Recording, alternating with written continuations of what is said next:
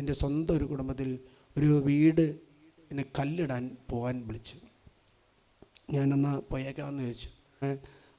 കുടുംബത്തിൽ പറഞ്ഞു കുരിശ് കൊണ്ടുവരാം. അവർ കൊണ്ടുവന്നത് എന്താണെന്ന് വെച്ചാൽ ഒരു പ്രത്യേക ഒരു ചതുര കട്ടയെ കൊണ്ടുവന്നത്.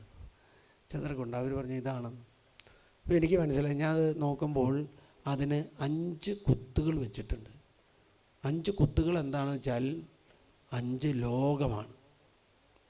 അതിൻ്റെ കുരിശ് എന്തോ ഒരു കുരിശിൻ്റെ ഒരു ഇതുണ്ട്. അത് പഞ്ചലോകമാണ്. പഞ്ചലോകം എന്ന് പറഞ്ഞാൽ 5 ലോകത്തിൻ്റെ ദേവന്മാരെയാണ് ഉദ്ദേശിക്കുന്നത്.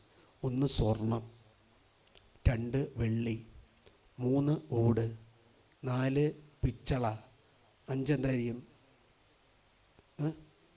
ചെമ്പ്.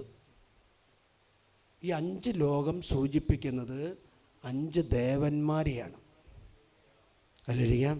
അപ്പം നമ്മൾ വീടൊക്കെ പണിയുന്ന സമയത്ത് പ്രത്യേകം ശ്രദ്ധിക്കണം. അപ്പോൾ എനിക്ക് മനസ്സിലായി, ഞാൻ പോകുന്നതിന് മുമ്പ് എനിക്ക് ആത്മാവ് ഒരു പ്രേരണ തന്നു കുരിശെടുത്ത് ബാഗിൽ വയ്ക്കാൻ. ഞാൻ കുരിശെടുത്ത് ബാഗിൽ വെച്ചു. അപ്പോൾ ഈ വീട്ടുകാർക്ക് ഇതിനെക്കുറിച്ച് അറിയില്ല. ഇവർക്ക് എന്താണെന്ന് വെച്ചാൽ ഞാൻ അവരോട് പിന്നീട് ചോദിച്ചു. അവർ പറഞ്ഞു ഈ കോൺട്രാക്ടറും എൻജിനീയറും വീട് പണിയാൻ വേണ്ടി അത് കോൺട്രാക്ട് എടുത്തിരിക്കുക. അതുകൊണ്ട് സകല വസ്തുക്കളും കൊടുക്കുന്നത് ആരാണെന്ന് വെച്ചാൽ കോൺട്രാക്ടറാണ്. കോൺട്രാക്ടറാണ് വെഞ്ചിരിക്കാനുള്ള കല്ല് കൊണ്ടുവന്നത്. കല്ല് കൊണ്ടുവന്നപ്പോൾ എന്ത് ചെയ്തു, അതിൽ വയ്ക്കാനുള്ള കുരിശും ഈ കോൺട്രാക്ടർ കൊണ്ടുവന്ന് ഒരു പാക്കറ്റിൽ ഇവർക്ക് കൊടുക്കുകയാണ്. ഞാനപ്പോൾ തന്നെ കുരിശെടുത്തു. ഒരു ചെറിയ നമ്മൾ 2-3 രൂപയുടെ കുരിശിന് വേണ്ടിയാണ് ഈ പഞ്ചലോകം ഉണ്ടാക്കി പാപത്തിൻ്റെ മേഖലയിലേക്ക് പോകുന്നത്.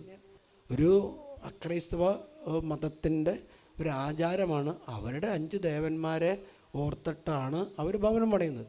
അത് അവരുടെ അവകാശമാണ്, അത് അവരുടെ സ്വാതന്ത്ര്യമാണ്. പക്ഷെ അത് ക്രിസ്ത്യാനി ചെയ്യണമെന്നുള്ളതാണ് ക്രിസ്ത്യാനി ചിന്തിക്കേണ്ടത്.